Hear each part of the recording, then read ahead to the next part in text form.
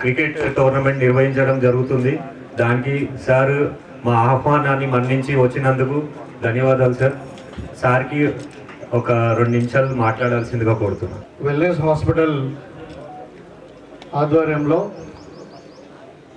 నిజామాబాద్లో cricket tournament organise చేస్తున్నటువంటి wellness hospital వాళ్ళకు మరి 26 టీంలు అన్నారు. అందరూ పార్టిసిపెంట్స్కు తర్వాత ముఖ్యంగా నాతో పాటు వచ్చినటువంటి మరి మన పిసిసి డెలిగేట్ శేఖర్ గౌడ్ గారు, మన మార్కెట్ కమిటీ చైర్మన్ ముప్ప గంగారెడ్డి గారు, అదేవిధంగా మన జిల్లా యూత్ కాంగ్రెస్ ప్రెసిడెంట్ విపుల్ గౌడ్ గారు, అదేవిధంగా జిల్లా సెక్రటరీ భాస్కర్ రెడ్డి గారు, రాజు గారు, మరి మన నియోజకవర్గ యూత్ కాంగ్రెస్ లీడరు మాజీ ప్రెసిడెంట్ అయినటువంటి నరేష్ గారు, ఇప్పుడు Nizamabad rural youth Congress leader Mahender Raju గారు, విధంగా మన ఇక్కడ ముఖ్యంగా ఇవాళ Nishchitha college and another batch Nagodaya college వాళ్ళకు ఏదైతే నాకౌట్ మ్యాచ్ ఉందో మీ అందరికి కూడా కంగ్రాచులేషన్ తెలియజేస్తూ,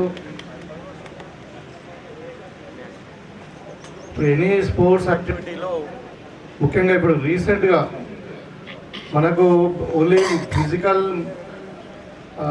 అంటే ఫిట్నెస్ కాకుండా ఈ మానసికంగా కూడా మెంటల్ ఫిట్నెస్, తర్వాత ఈవెన్ అంటే ఇట్ ఈస్ స్టడీస్ ప్రూవ్ చేసిన ఏంటంటే ఇంటలెక్చువల్ ఫంక్షన్స్ అంటే ఈ జ్ఞాపక శక్తి కానీ ఇంటలెక్చువల్ థింకింగ్ కానీ అంతా కూడా బాగా ఇంప్రూవ్ అవుతుంది అనమాట with exercise and involvement in the sport. So దాంట్లో మనం ఇప్పుడు యువత ఇప్పుడు ప్రజెంట్ మనం చూస్తూ ఉన్నాం మార్గదర్శనం వైపు మారడము, లేకుంటే ఇప్పుడు యూట్యూబ్లను లేకుంటే ఈ సోషల్ మీడియా సైడు అంటే మనం ఏదైనా లీజర్ టైం దొరికితే మనము టీవీలకో లేకుంటే టెలిఫోన్లు మన ఏది సెల్ ఫోన్లకో లేకుంటే ఇంకేదో అంటే విచ్ ఇస్ నాట్ ప్రొడక్టివ్ దాని వైపు మనము మళ్ళీ చూపే బదులు ఇప్పుడు ఈ స్పోర్ట్స్ యాక్టివిటీ వల్ల ఏమైందంటే దీంట్లో ఒక 3-4 ఒక ఫిజికల్ మెంటల్ ఫిట్నెస్ కాకుండా సోషల్ గ్యాదరింగ్ ఉంటుంది. నీకు సోషలైజేషన్ అనేది బాగా పెరుగుతుంది అనమాట. డిఫరెంట్ కైండ్ ఆఫ్ పీపుల్ మనం కలుస్తాము, తర్వాత ఒక యూనిటీ వస్తుంది దాంట్లో అందరం మనం సమానము. తర్వాత ఇంకొకటి స్పోర్ట్స్ స్పిరిట్ అంటారు మనం, అంటే రియల్ లైఫ్లో కూడా మనం you will face many challenges. ప్రతి దాంట్లో గెలవం, కొన్ని దాంట్లో ఓడిపోతాం, కొన్ని దాంట్లో గెలుస్తాం. సో స్పోర్ట్స్ స్పిరిట్ పనికొస్తుంది దేనికంటే మనం ఓడినా కానీ డబుల్ స్పిరిట్తో ఇంకా ముందుకు వెళ్ళాలి. సపోజ్ లూజర్స్ ఏమనుకుంటారు, ఇంకా అంటే losing is a stepping stone success అంటే ఇంకా మనం బాగా ప్రయత్నం చేయాలా, మనకంటే బెటర్ పర్ఫార్మెన్స్ ఉన్నారు వాళ్ళకు, కాబట్టి వాళ్ళు గెలిచిండ్రు మనం ఓడిపోయారు, ఇంకా మనం ఇంప్రూవ్ అవర్ సెల్ఫ్ అని ఒక థింకింగ్ ఉంటుంది. గెలిచిన వాళ్ళకి ఏంటంటే ఇంకా compare with the higher level మనం ఇంకా ఇంప్రూవ్ చేసుకోవాలనేది ఒక సెల్ఫ్ కాన్ఫిడెన్స్ క్రియేట్ అవుతుంది. సో స్పోర్ట్స్ అనేది it is multiple angles the human లైఫ్లో.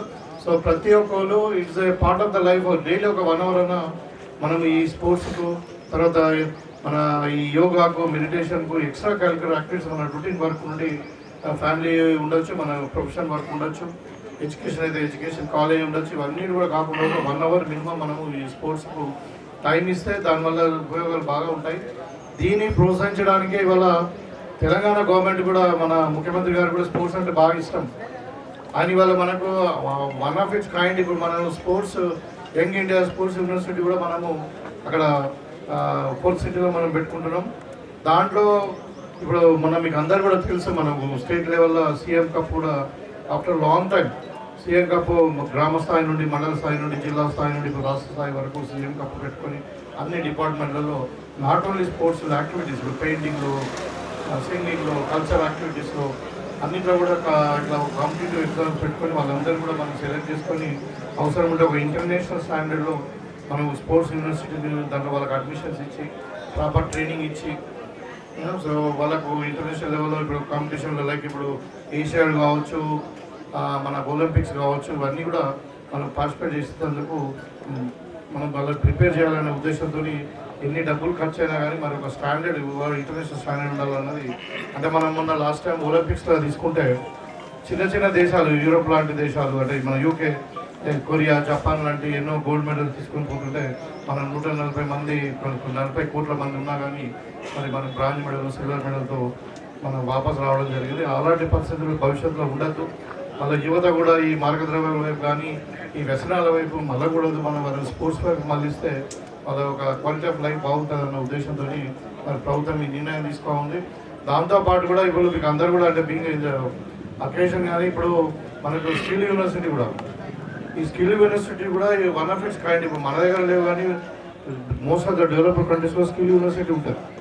అంటే దాంట్లో బేసిక్ సెమీ స్కిల్స్, ఇప్పుడు ఈ కార్పెంటర్ ట్రైనింగ్ కానీ, లేకుంటే సెల్ ఫోన్ రిపేర్ ఉంది, సెల్ ఫోన్స్ ఉన్నాయి, everybody have a cell phone, there is no qualified technician for that అట్లా.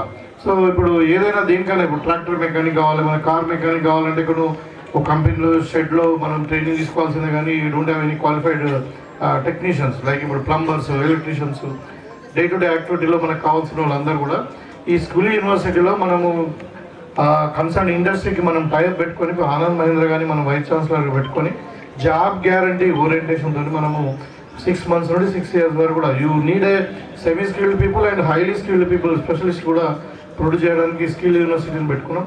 సో మనకంటే నీడ్ ఆఫ్ అవర్ అది. ఇప్పుడు ఇండియాలో చాలామంది మన పిల్లలు చదువుకుంటున్నారు, బీఏలు బీఎస్సీలు చేస్తున్నారు, జాబ్స్ వస్తలేవు, జాబ్ ఓరియంటేషన్ లేదు. మళ్ళీ వాళ్ళు ఎక్కడ ఇమిగ్రేషన్, ఇక మళ్ళీ గల్ఫ్ పోవడము, బీటెక్ చేసిన వాళ్ళేమో అమెరికా పోతా ఉన్నారు, వేరే చేసిన వాళ్ళు గల్ఫ్ పోతా ఉన్నారు. ఇలాంటివి తగ్గించడానికి మరి స్కిల్ యూనివర్సిటీ కూడా గవర్నమెంట్ పెట్టింది. ఈ రెండు యూనివర్సిటీలకు యంగ్ యూత్ పిల్లలకు చాలా ఉపయోగపడుతుంది. Especially meant for the youth only. మన India is young country. Actually 25 years లోపల ఉన్న వాళ్ళే 40% పాపులేషన్ ఉంటారు.